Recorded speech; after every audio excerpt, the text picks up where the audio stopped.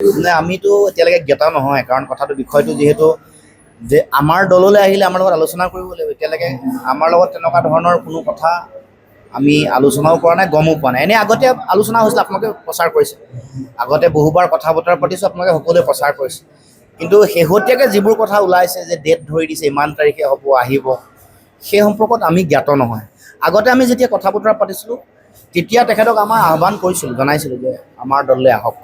কিন্তু পৰৱৰ্তী দিনসমূহত যিটো চূড়ান্ত সিদ্ধান্ত আহিম বা অহাটো চূড়ান্ত হৈছে, সেই সম্পৰ্কত কোনো ধৰণৰ বক্তব্য তেখেতে আগবঢ়োৱা নহয়। আমিতো সকলোকে আদৰণি জনাইছোঁ।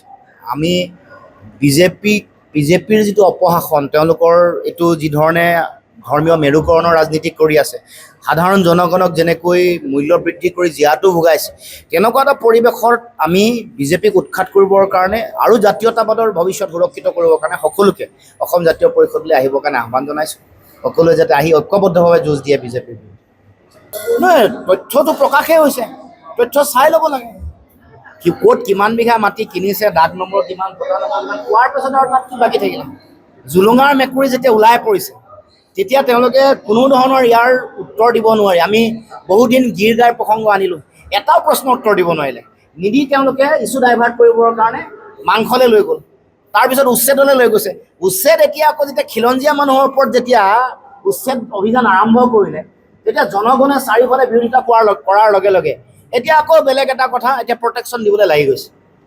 মানে তেওঁলোকে সংবাদ মাধ্যমক নিয়ন্ত্ৰণ কৰি যাতে বাতৰিবোৰ, এই কথা বতৰাবোৰ মানুহৰ মাজলৈ প্ৰচাৰ কৰে। কাৰণ ভোটটো সাধাৰণ মানুহেই দিব, সাধাৰণ মানুহৰ মাজলৈ যাতে বেলেগ ধৰণৰ এটা বাৰ্তা প্ৰেৰণ কৰিব পাৰে, তাৰ কাৰণে এতিয়া মুখ্যমন্ত্ৰী খুদ প্ৰটেকশ্যন দিবলৈ উঠি পৰি লাগিছে নিজৰ মন্ত্ৰী। মোৰ জনগণ প্ৰথম য'ত ঐক্যবদ্ধ হ'ব, তেতিয়াহ'লে বিৰোধীসকলো ঐক্যবদ্ধ হ'বই লাগিব। অসমৰ ৰাইজে যিসকলে গণতন্ত্ৰ বিচাৰে, দেশৰ সংবিধান সুৰক্ষিত, সকলোৱে একে স্বৰে সমস্বৰে কৈছে যে আমি ঐক্যবদ্ধভাৱে আমি যুঁজিব লাগিব। আৰু এই ক্ষেত্ৰত ৰাজনৈতিক দলবোৰৰ উপৰিও নাগৰিক দল, সংগঠন, অনুষ্ঠান, বুদ্ধিজীৱী সকলোৱে ঐক্যবদ্ধতাৰ কাৰণে সকলোৱে দায়িত্ব পালন কৰিব লাগিব। গতিকে আমাৰ আহ্বান আৰম্ভণিৰে পৰা আছে যে আমি ঐক্যবদ্ধভাৱে যুঁজ দিব লাগিব। আৰু যিকোনো খবৰৰ বাবে যোগাযোগ কৰক 7099017330 লগতে 7099017110 নম্বৰত।